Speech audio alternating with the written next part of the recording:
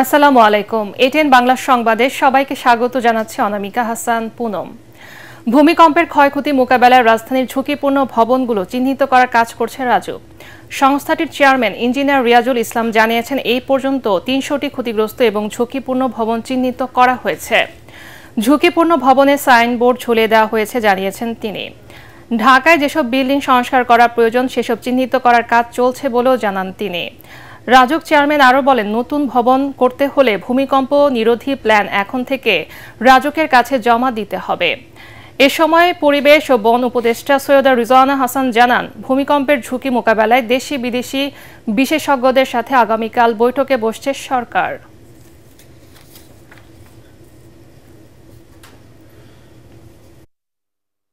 এখানে দুর্যোগ সহনীয় বা আর্থক্বেক সহনীয় বিল্ডিং তৈরি করে তার ডিজাইন করে দেয়, কিন্তু অ্যাকচুয়ালি এর যে দুর্যোগ পরবর্তী যে ব্যবস্থাপনা সেটা কিন্তু পুরোপুরি রাজুকের উপর বর্তায় না। এটার যেহেতু অনেকটা তদারকির ভার আমাদের উপরে, সেই জন্য অবশ্যই আমরা এটাকে গুরুত্বের সঙ্গে দেখি এবং অবশ্যই আমরাও এই সম্মিলিতভাবে এই দায়িত্বটা পালন করব। ভূমিকম্প তো আপনি আগে থেকে বলতে পারবেন না যে কখন হবে, কিন্তু যেহেতু আপনি জেনে গেলেন যে আপনার ফল্ট লাইন আছে, আপনি জেনে গেলেন যে ফল্ট লাইনগুলোতে শক্তি সঞ্চার হচ্ছে অনেক বছর যাবৎ, জেনে গেলেন যে এটা একটা বাস্তবতা, আপনি এটার মুখোমুখি এখন দাঁড়িয়ে আছেন। কাজে এখন আমাকে প্রিভেন্টিভ এবং রেসপন্সিভ দুইটা মেজার নিয়ে কথা বলতে হবে এবং প্রধান উপদেষ্টা মহোদয় নিজে এই বিষয়ে কথা বলছেন। এবং আমরা যারা, যেমন ধরেন রাজুক, কালকে রাজুকের একটা সভা আছে যেখানে বিশেষজ্ঞ পর্যায়ের লোকদেরকে ডাকা হচ্ছে। সরকারের চিন্তা ভাবনাটা শুরু হয়েছে, খুব দ্রুততার সাথেই আমরা আশা করি কয়েকটা সিদ্ধান্ত নিয়ে আমরা কাজে করব। দেশের আইন শৃঙ্খলা রক্ষা এবং সুষ্ঠু ভোট আয়োজনে সেনাবাহিনী নির্বাচন কমিশনকে সর্বাত্মক সহযোগিতা করবে বলে জানিয়েছেন সেনাপ্রধান জেনারেল ওয়াকারুজ্জামান।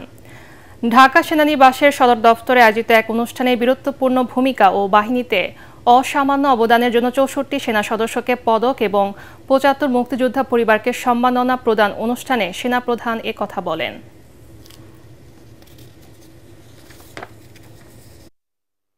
বাংলাদেশ সেনাবাহিনী আজকে কেবল তার নিজস্ব প্রশিক্ষণ কার্যক্রমের মধ্যেই সীমাবদ্ধ নেই, বরং বিভিন্ন সামাজিক ও জাতীয় গঠনমূলক কার্যক্রমে অংশগ্রহণ করে প্রত্যক্ষ ও পরোক্ষভাবে বেসামরিক প্রশাসনকে সহযোগিতা করে যাচ্ছে। আমরা সামনে একটা নির্বাচনের দিকে যাচ্ছি, সেই নির্বাচনে আমরা যথাযথভাবে ইনশাআল্লাহ সরকারকে সর্বতভাবে সহযোগিতা করব, নির্বাচন কমিশনকে সহযোগিতা করব, যেন আমরা সুন্দর একটা নির্বাচন পেতে পারি। নির্বাচন ও গণভোট একসাথে করাটা চ্যালেঞ্জের হলেও নির্বাচন কমিশন সফল হবে বলে জানিয়েছেন ইসি সচিব আক্তার আহমেদ। রাজধানীর আগারগাঁয়ের নির্বাচন কমিশন ভবনে আসন্ন ত্রয়োদশ জাতীয় সংসদ নির্বাচন ও গণভোটের সার্বিক প্রস্তুতি নিয়ে সফররত কমনওয়েলথের সাথে বৈঠক শেষে তিনি একথা বলেন। সুষ্ঠু নির্বাচন আয়োজনে কমনওয়েলথ সহযোগিতা করবে বলেও জানান ইসি সচিব। এছাড়া প্রবাসী ভোটারদের ভোট দেওয়ার জন্য কাজ চলছে বলেও জানান তিনি। বৈঠকে নির্বাচন কমিশনের প্রস্তুতি, অগ্রগতি, বিদেশে ভোট প্রদান সহ গুরুত্বপূর্ণ বিষয়ে আলোচনা করা হয়।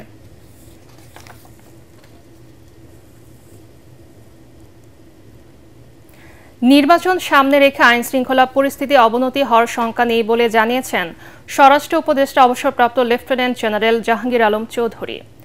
আইন শৃঙ্খলা পরিস্থিতি আগের চেয়ে উন্নতি হয়েছে। সচিবালয়ে সাংবাদিকদের একথা জানান তিনি। নির্বাচনের আগে ব্যক্তিগত অস্ত্র জমা নেয়ার কথাও জানান স্বরাষ্ট্র উপদেষ্টা। নির্বাচনের আগে আইন শৃঙ্খলা পরিস্থিতি ডেটোরেট করার কোনো সম্ভাবনা নেই। আস্তে আপনারা দেখতেছেন আইন শৃঙ্খলা পরিস্থিতি আস্তে আস্তে উন্নতির দিকে যাচ্ছে। কিন্তু একটা জিনিস হলো যে নির্বাচন যতই ঘনে আসবে, সেই সময় ধরেন যে বিভিন্ন পার্টির ভিতরে মানে ধরেন প্রশাসন এগুলি সংখ্যা বেড়ে যাবে। তারপরে ধরেন এই কি বলে এই যে সভা সমিতি এইগুলির সংখ্যা অনেক বেড়ে যাবে। যেহেতু নির্বাচনে দেখবেন যে প্রতিটা কনস্টিটিউয়েন্সিতে ৩টা-৪টা করে সভা হবে, এইগুলির সংখ্যা অনেক বেড়ে যাবে। সাংঘর্ষিক নয়, বিএনপি স্থিতিশীল রাজনীতিতে বিশ্বাসী বলে দাবি আদায়ে রাজপথে কোনো কর্মসূচি দিচ্ছে না বলে মন্তব্য করেছেন বিএনপির স্থায়ী কমিটির সদস্য আমির খুসরু মাহমুদ চৌধুরী। সকালে বাংলাদেশ মেডিকেল বিশ্ববিদ্যালয়ের ডাক্তার মিলন হলে ডক্টর অ্যাসোসিয়েশন বাংলাদেশ ড্যাব আয়োজিত আলোচনা সভায় তিনি এসব কথা বলেন। এ সময় 31 দফার মধ্যে যে স্বাস্থ্য সেবার কথা বলা হয়েছে সেটা নিশ্চিত করার আহ্বান জানান তিনি। আমির খসরু আরও বলেন, রাজনৈতিক সংস্কার ছাড়া দেশের উন্নতি সম্ভব নয়।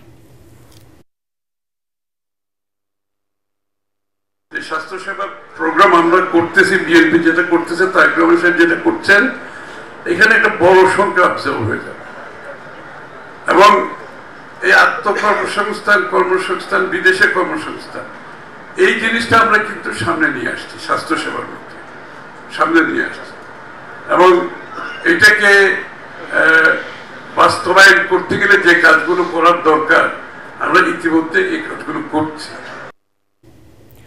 অতীতের মিত্র দুটি রাজনৈতিক দল ভাগ বাটোয়ারার ভিত্তিতে নির্বাচন করতে চায় বলে মন্তব্য করেছেন এনসিপির আহ্বায়ক নাহিদ ইসলাম।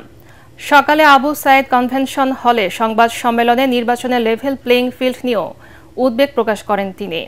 নাহিদ বলেন, একটি আসন না পেলেও নীতি আদর্শের বাইরের কোনো দলের সাথে জোট করবে না এনসিপি।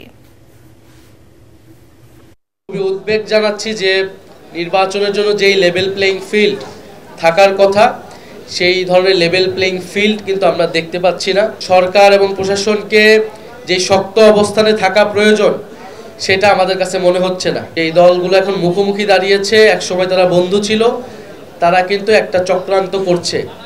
এই নির্বাচনকে একটা ভাগবাটোয়ারা, একটা সাজানো নির্বাচন, একটা সমঝোতার নির্বাচনে করার পরিকল্পনা করছে এবং এই ধরনের একটি নির্বাচন হলে গণ অভ্যুত্থানের মধ্য দিয়ে বাংলাদেশের যে নতুন রাজনৈতিক আকাঙ্ক্ষা তৈরি হয়েছে সেটা কিন্তু ব্যর্থ হবে। পরবর্তী সংবাদ দেখার আমন্ত্রণ জানিয়ে এখনকার মতো শেষ করছি। ATN বাংলার সংবাদ ইউটিউবে দেখতে ব্রাউজ করুন, YouTube/ATN বাংলা নিউজ। ধন্যবাদ সবাইকে।